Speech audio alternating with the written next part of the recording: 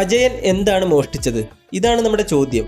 പക്ഷേ ആ ഒരു ചോദ്യത്തിന് ഉത്തരം ഞാനിപ്പോൾ പറയുന്നില്ല. എന്നാൽ ഞാനിപ്പോൾ പറയാൻ പോകുന്ന കാര്യങ്ങൾ നിങ്ങൾ പൂർണ്ണമായി ഒന്ന് കേൾക്കുക.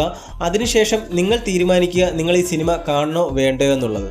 അജയൻ്റെ രണ്ടാം മോഷണം, അതല്ലെങ്കിൽ ARM, ഈ ഒരു ടോവിനോ ചിത്രത്തെ പറ്റിയാണ് നമ്മൾ ഇന്നിവിടെ നോക്കുന്നത്. അപ്പോൾ മിഴി ഫിലിംസിൻ്റെ ഒരു പുതിയ വീഡിയോയിലേക്ക് എല്ലാവർക്കും സ്വാഗതം. കള്ളനാണോ അതോ പോലീസാണോ ആദ്യം ഉണ്ടായേ? ആദ്യം കള്ളൻ, അവനെ പിടിക്കാൻ പോലീസ്. സിനിമയുടെ പേര് സൂചിപ്പിക്കുന്നത് പോലെ ഒരു കള്ളനും പോലീസും കഥയല്ല അജയന്റെ രണ്ടാം മോഷണം. മുത്തശ്ശി കഥകളിലൂടെ കേട്ടറിഞ്ഞ മിത്തുകളുടെ മായാലോകമാണ് നവാഗതനായ ജിതിൻലാൽ തന്റെ ആദ്യ ചിത്രത്തിലൂടെ ഒരുക്കി വെച്ചിരിക്കുന്നത്.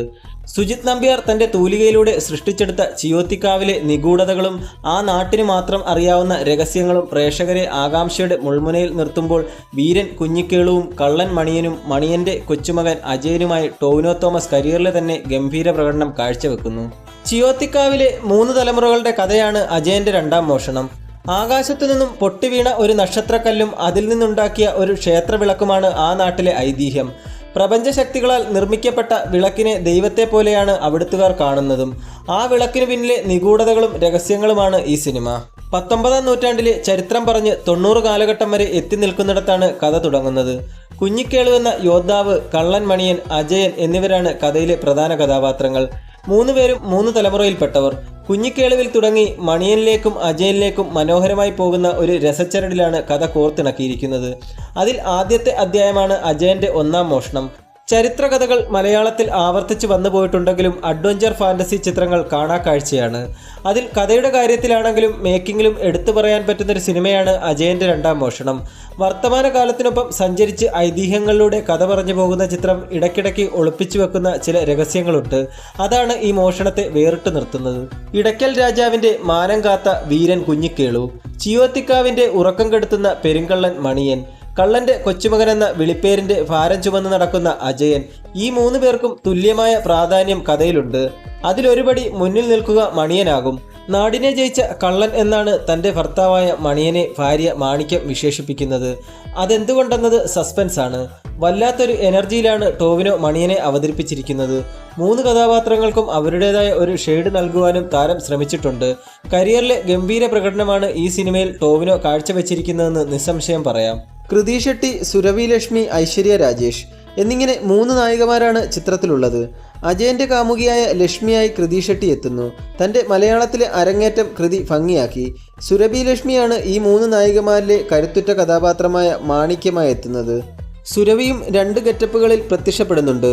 ബേസിൽ ജോസഫ്, ബിജുക്കുട്ടൻ, ഹരീഷ് ഉത്തമൻ, ജഗദീഷ്, സുധീഷ്, അങ്ങനെ നീണ്ട താരനിര തന്നെ ചിത്രത്തിൽ അണിനിരക്കുന്നുണ്ട്. കാമ്പുള്ള കഥയും അതിനൊത്ത തിരക്കഥയുമാണ് സിനിമയുടെ നട്ടെല്ല്. കഥയും തിരക്കഥയും സംഭാഷണവും നിർവഹിച്ചിരിക്കുന്നത് സുജിത് നമ്പ്യാരാണ്.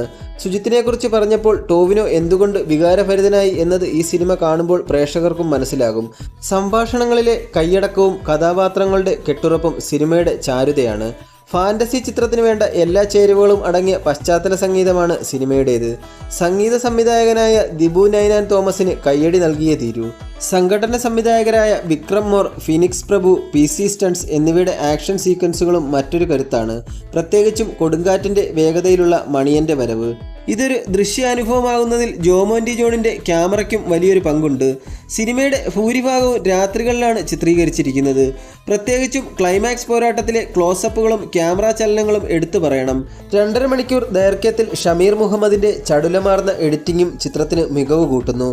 നവാഗതനായ ജിതിൻലാലാണ് കഥയിലെ യഥാർത്ഥ നായകൻ. വർഷങ്ങളുടെ അനുഭവ സമ്പത്തുള്ള ഒരു സംവിധായകൻ മനസ്സിൽ കാണുന്നത് പോലെയുള്ള വിഷ്വലുകളാണ് സിനിമയിൽ പതിഞ്ഞിരിക്കുന്നത്. സിനിമയ്ക്കുള്ളിൽ വന്ന് സിനിമ പഠിക്കാൻ ശ്രമിച്ച ഒരാളെന്ന നിലയിൽ മലയാളത്തിലേക്ക് മറ്റൊരു മികവുറ്റ സംവിധായകനെ കൂടി ഈ അജയന്റെ രണ്ടാം മോഷണത്തിലൂടെ നമുക്ക് ലഭിച്ചിരിക്കുന്നു. മുത്തശ്ശി കഥയുടെ ലാളിത്യം നിലനിർത്തിക്കൊണ്ട് തന്നെ ഒരു സിനിമാറ്റിക് അനുഭവം പകരാൻ ജിതിന് കഴിഞ്ഞു. 300-400 കോടി മുതൽ മുടക്കിൽ കന്നഡയിലും തമിഴിലും തെലുങ്കിലുമൊക്കെ സിനിമകൾ വരുമ്പോൾ മലയാള സിനിമയ്ക്ക് പറ്റുന്ന രീതിയിലുള്ള VFXിലും മറ്റ് സാങ്കേതിക വശങ്ങളിലും ഒരു വിട്ടുവീഴ്ചയ്ക്കും അണിയറക്കാർ തയ്യാറായിട്ടില്ല എന്നതും പ്രശംസനീയം. സുജിത്തിൻ്റെയും ജിതിൻ്റെയും സ്വപ്നങ്ങൾക്കൊപ്പം നിന്ന മാജിക് ഫ്രെയിംസിനും UGM പ്രൊഡക്ഷൻസിനും അഭിമാനിക്കാം.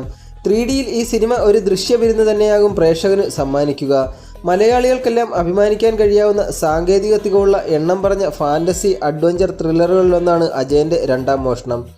തുടക്കത്തിൽ ഞാൻ ചോദിച്ച ചോദ്യം അജയൻ എന്താണ് മോഷ്ടിച്ചതെന്നുള്ളത് ഈ ഒരു ചിത്രം കണ്ടു കഴിയുമ്പോൾ നിങ്ങൾക്ക് മനസ്സിലാകും. അതൊരു പക്ഷേ നിങ്ങളുടെ ഹൃദയമായിരിക്കാം. എന്തായാലും ഈ ഒരു വീഡിയോ നിങ്ങൾക്ക് ഇഷ്ടപ്പെട്ടിട്ടുണ്ടെങ്കിൽ നിങ്ങളൊന്ന് ലൈക്ക് ചെയ്യുക, ഷെയർ ചെയ്യുക, കൂടാതെ ചാനലൊന്ന് സബ്സ്ക്രൈബ് ചെയ്തു ഒന്ന് സപ്പോർട്ട് ചെയ്തു തരിക.